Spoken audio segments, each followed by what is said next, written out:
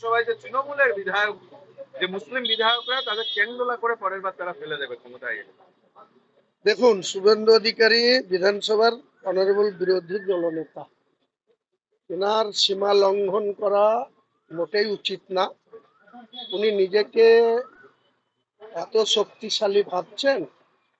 তো আমি শুভেন্দু অধিকারীকে 72 ঘন্টা সময় দিচ্ছি, যে গতকাল আপনাদের সামনে যে আস্ফালন করেছে, যে মুসলিম এমএলএদের তিনি বিধানসভা থেকে চাংদোলা করে তুলে এনে রাস্তায় ফেলে দিবেন বা রাস্তায় আছাড় মারবেন, কি বলেছেন উনি ভালো বলতে পারবেন। আমি ওনাকে বলছি ভদ্রভাবে, আপনি দলনেতার মতো অপোজ করুন, বিরোধিতা করুন, বিধানসভার ভেতরে করুন, বাইরে করুন, কোনো সমস্যা নাই।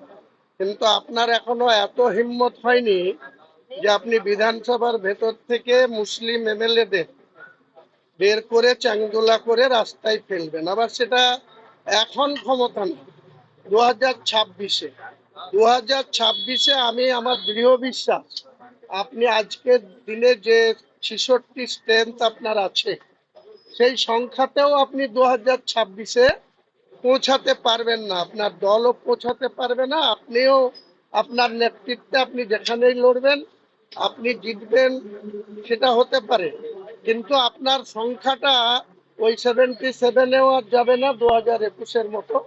এবং এখন যে স্ট্রেংথ আছে 66, সেটাও আপনি নিয়ে যেতে পারবেন না।